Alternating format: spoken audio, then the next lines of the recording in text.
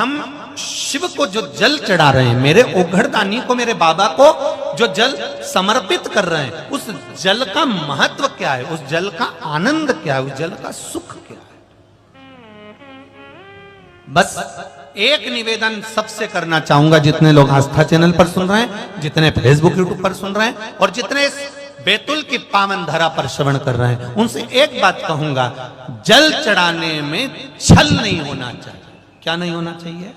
छल नहीं होना चाहिए। आप जल चढ़ाओ, देवाधिदेव महादेव को रिझाओ, और आपके भीतर कपट रखकर या बेईमानी रखकर या प्रपंच रखकर या छल रखकर या किसी को नीचा दिखाने के लिए आप ऐसा जल मत चढ़ाओ कि देवाधिदेव महादेव राजी नहीं है।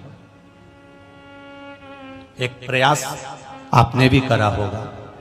कभी कभी आप किसी को शिव महापुराण का कोई उपाय बता देते हो, आप शंकर जी का कोई उपाय किसी को बता दिया, पशुपति व्रत कर ले, उससे ऐसा हो जाएगा, तू परेशान है ना, कर ले।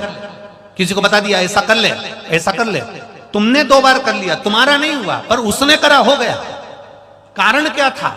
उसका एक कारण था, उसने तुम्हारी बात पर विश्वास कर लिया और तुम महादेव पर विश्वास ही नहीं कर पा रहे। अंतर यह जाता है। बेलपत्री के वृक्ष के नीचे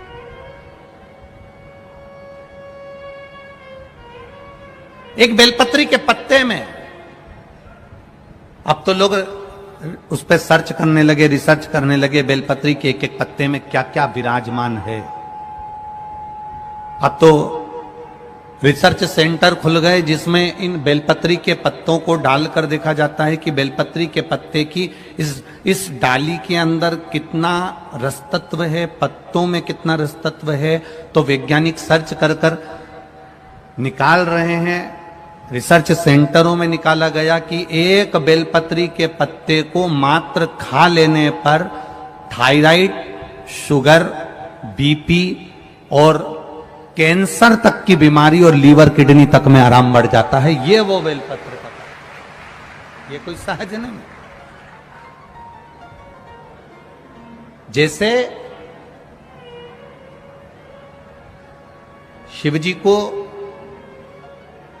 आप 5 जगह पर जल चढ़ाते हो, थोड़ा ध्यान देना कथा पर। शंकर भगवान को 5 जगह पर आप जल चढ़ाते हो। मान लो अगर कोई विषम परिस्थिति है और आपको लग रहा है कि मेरा ये काम बाबा को कर देना चाहिए, ना जाने क्यों अटक रहा है, मेरे भोलेनाथ जी को मेरा ये काम कर देना चाहिए, ना जाने क्यों अटक रहा है, तो जो जो जगह पर आप जल समर्पित करते हो, जिस जिस जगह पर आप जल समर्पित करते हो, जैसे गणेश जी की जगह पर जल समर्पित करते हो, सबको मालूम है ना, स्थान तो सबको मालूम है ना गणेश जी का। जैसे ये शिवलिंग है, ये जलाधारी है, ये 2 चरण जहां से जल चढ़ाते हैं तो ये पानी घूमकर यहां से नीचे चले जाता। अब जरा समझिएगा, आप जब शंकर जी के मंदिर, आपको लगे कि हमारा ये कार्य हो जाना चाहिए, ये कार्य हो क्यों नहीं रहा, आखिर में इतने दिन से लगी हूं, ये काम क्यों नहीं हो रहा, सबके काम हो रहे, मेरा क्यों नहीं हो रहा, तो विश्वास रखकर 5 सोमवार, 6 सोमवार, 7 सोमवार इसको कर कर देखिएगा। गणेश जी का स्थान जहां से पानी बहता है उसके सीधे हाथ पर, वहां पर एक बेलपत्र समर्पित कर कर थोड़ा सा जल वहां समर्पित करिए। षडानंद कार्तिकेय का स्थान, एक बेलपत्र समर्पित कर कर थोड़ा सा जल वहां समर्पित करिए। अशोक सुंदरी का स्थान, थोड़ा सा जल समर्पित करने से पहले एक बेलपत्र, फिर जल। 3 स्थान। चौथा, मां पार्वती जी का हस्त कमल, एक बेलपत्र समर्पित कर कर जल चारों तरफ चढ़ाने के बाद में 5वां, शिवलिंग के ऊपर बेलपत्र समर्पित कर कर पूर्ण जल शंकर को समर्पित कर देना।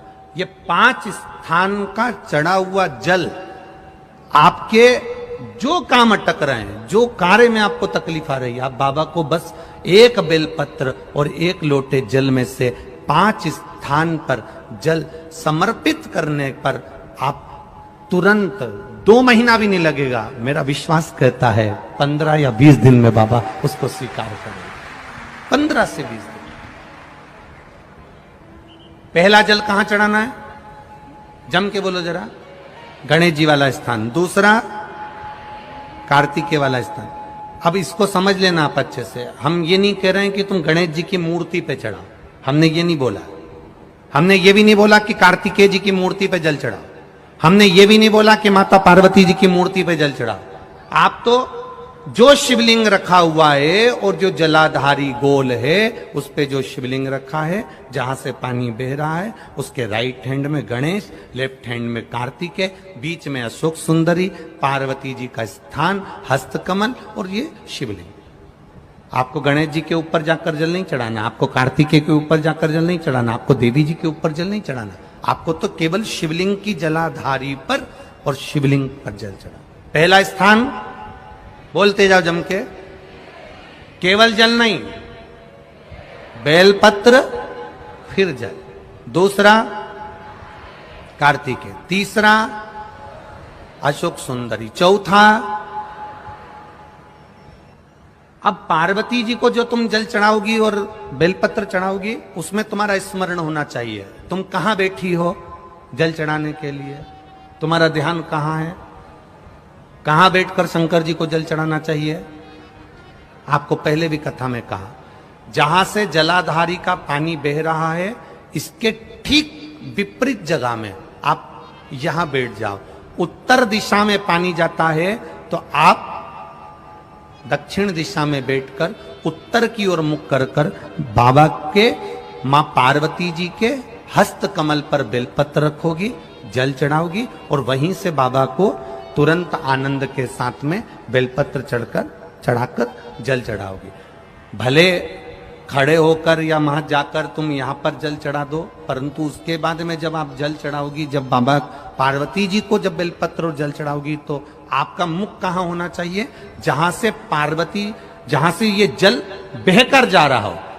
यहां बैठोगे तो जल जहां बहकर जा रहा है उधर की साइड तुम्हारा मुख हो जाएगा, उत्तर की साइड तुम्हारा मुख हो जाएगा और बाबा को आप जल समर्पित करो।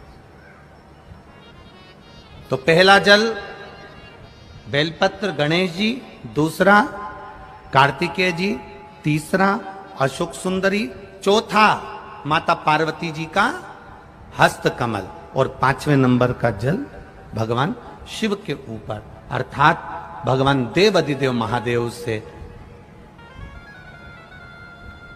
प्रार्थना करते हुए, हृदय की बात भगवान देवाधिदेव महादेव से कहते हुए ये 5 स्थान पर चढ़ाया गया जल आपके मनवांचित फल की प्राप्ति करा देता है, आपको सुख का अनुभव करा देता है।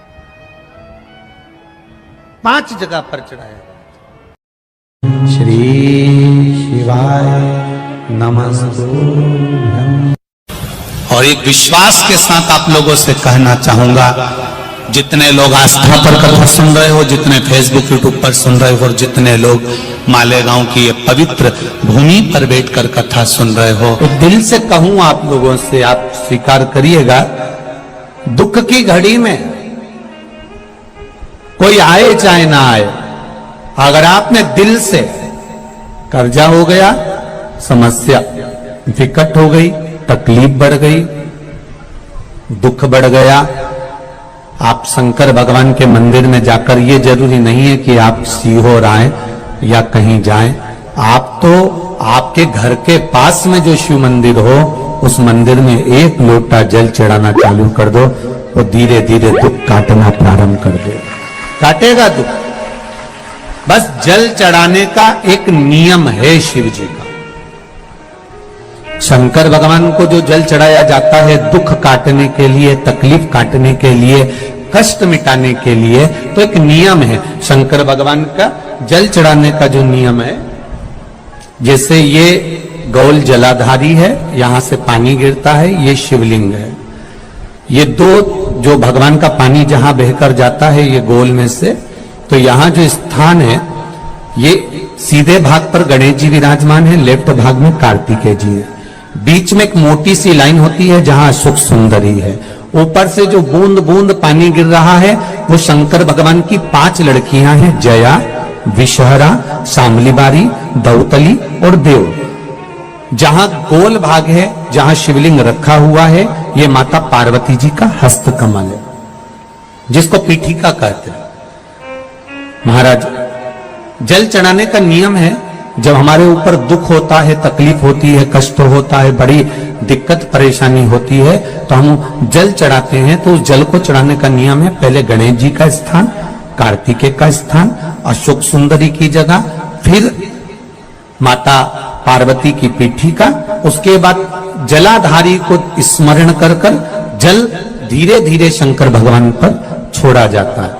जब धीरे धीरे शिव जी पर जल चढ़ाएं, उसके बाद में आप अपने मन की कामना जब जल चढ़ाते जाएं और बाबा से कहते जाएं, बाबा रोज कामना कहने की जरूरत नहीं है, एक बार आप कामना करो और उसके बाद जल चढ़ाना प्रारंभ करो। और उसको कहना जरूर, तेरे दरबार से कोई खाली नहीं गया मेरे शंभू, मैं नहीं जानती, मैं तो इतना जानती हूं कि कंकर शंकर है और तू सुनता जरूर है। ब्रह्मा ब्रह्म लोक में है, भगवान विष्णु वैकुंठ लोक में है, पर मृत्यु लोक में मेरा देवाधिदेव महादेव है, मेरी सुनेगा जरूर। और बाबा से विनय कर कर आप आइए।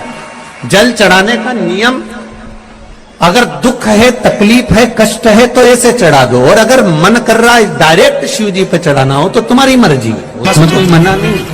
शिव तत्व किसको कहते हैं? शंकर का गुणगान, शिव का स्मरण, भगवान शंकर का मंत्र जाप किसको कहते हैं? ये वही समझ सकता है जिसके भीतर शिव समाया होगा। और एक विश्वास के साथ आप लोगों से कहना चाहूंगा, जितने लोग आस्था पर कथा सुन रहे हो, जितने फेसबुक यूट्यूब पर सुन रहे हो, और जितने लोग मालेगांव की ये पवित्र भूमि पर बैठकर कथा सुन रहे हो, आप दिल से उसकी कथा सुनना। इस वाणी का, इस व्यासपीठ का एक शब्द हो सकता है हॉस्पिटल में पड़ा हुआ कोई व्यक्ति, कर्जे में डूबा हुआ कोई व्यक्ति, गलत व्यसन में पड़ा हुआ कोई व्यक्ति को आपके द्वारा निकली हुई वाणी से भी बाहर निकाल सकता है। जैसे उस माँ को कहा, guys like subscribe share, video अच्छी लगी हो तो hello guys like subscribe please.